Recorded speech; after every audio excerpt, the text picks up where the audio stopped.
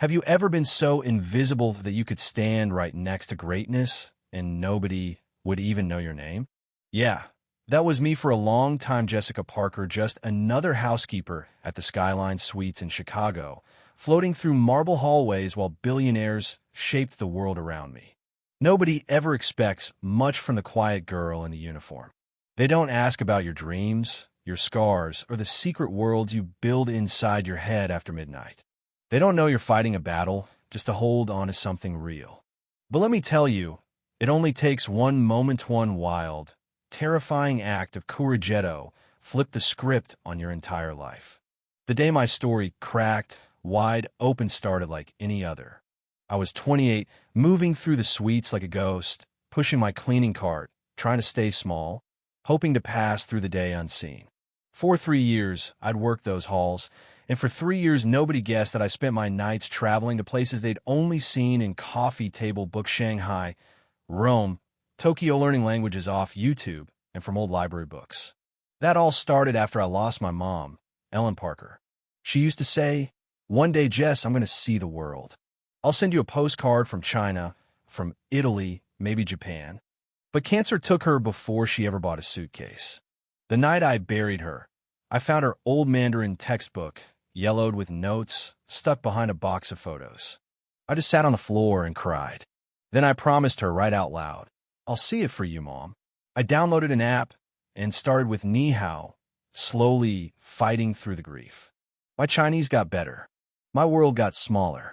Nobody at the Skyline knew about any of this. Not Chloe Winters, the events manager, who barked orders without ever meeting your eye. Not my coworkers, who just called me Quiet Jess.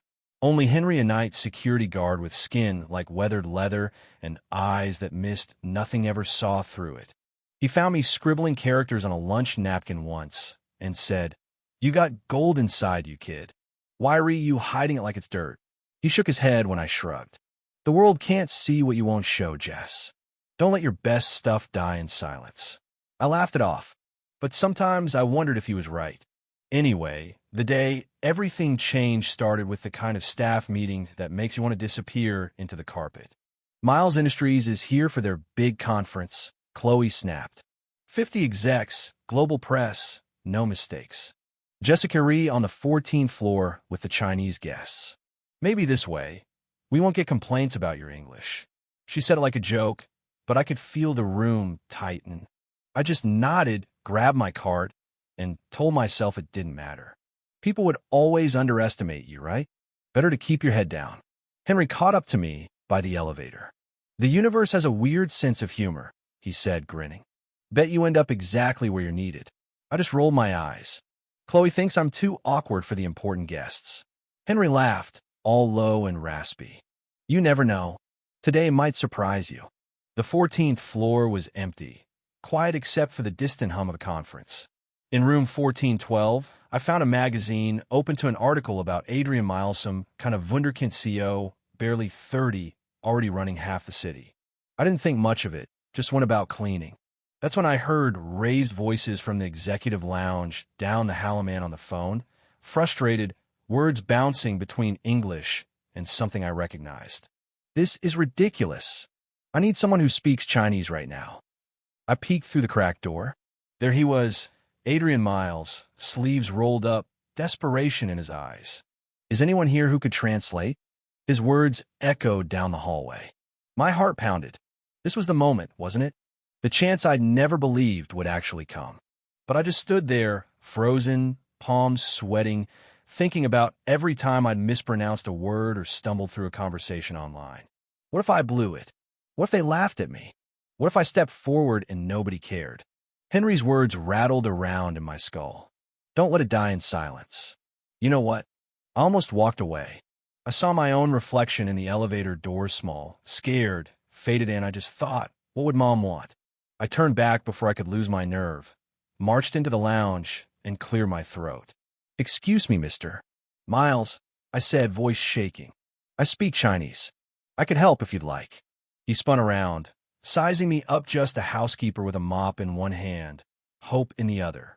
For a split second, I thought he'd laugh. But he handed me the phone, voice trembling.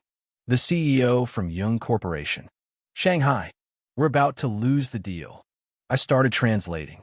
My hand shook at first, but my mind snapped into focus like every late-night practice, every online forum, every sentence my mother ever read to me. The words just flowed. I bridged the gap, explained the confusion, even made a joke that landed in two languages at once. The mood in the room shifted. You could feel it. By the end of the call, Adrian looked at me like he was seeing a new color for the first time. I handed the phone back, stammered something about getting back to my card, and bolted. I didn't stop moving until I hit the service stairs. For the rest of my shift, I rode a high and a terror that wouldn't quit. For 15 minutes, I'd been more than invisible-eyed mattered. But by quitting time, I convinced myself it would all blow over. Life would go back to normal. Or so I thought. Henry was waiting outside. Heard there was a little excitement upstairs, he said, grinning. So, you finally struck your match, huh? What comes next? Nothing, I insisted. Just a one-time thing. He shook his head, eyes twinkling.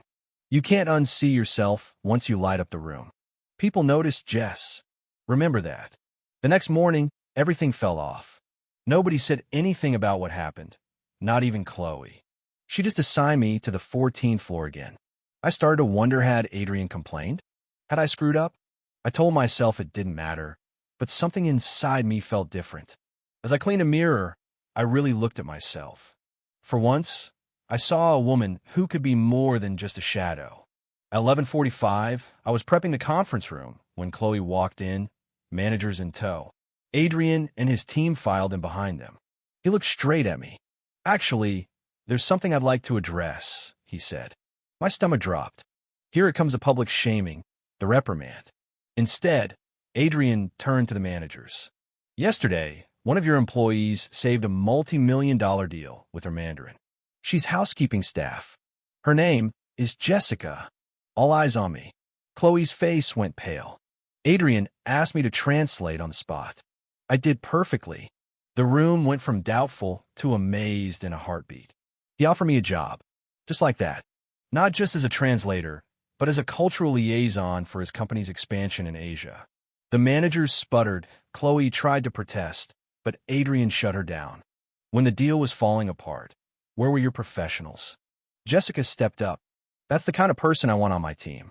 I hesitated, torn between safety and the scariest leap of my life.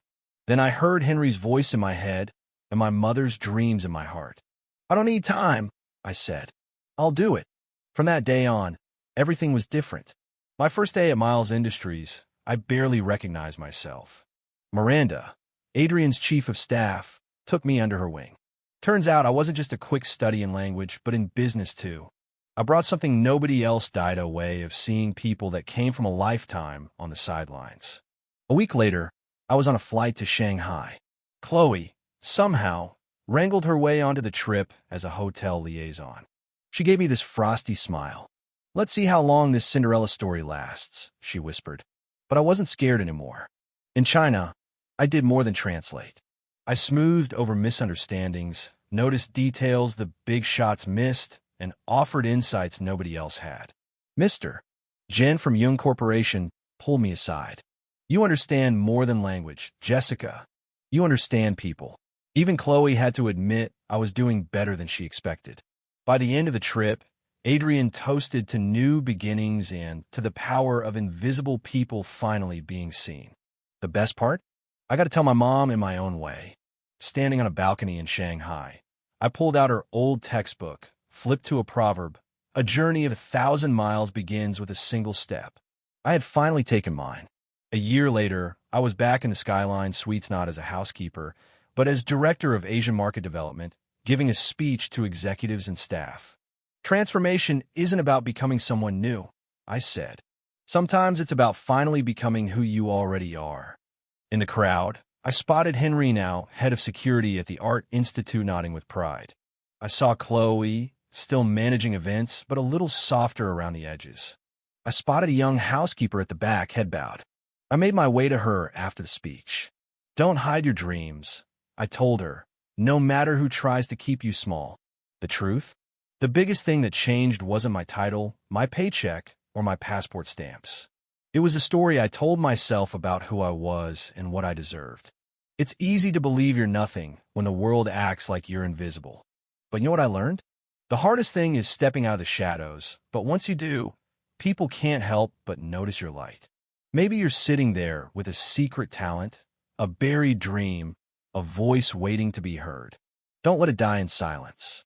So let me ask you, if you were in my shoes, would you step up? Or would you keep pushing that cart, head down, afraid to be seen? Yeah, that's what I thought. If my story sparked something in you, share your own. The world's got enough shadows. It needs your light. Let's talk about it. What would you have done? Where's the line between humility and hiding? Drop a comment below. Tell me where you stand. And hey, if you're ready to see more stories of ordinary people doing extraordinary things, you know what to do, stick around. The next chapter could be yours.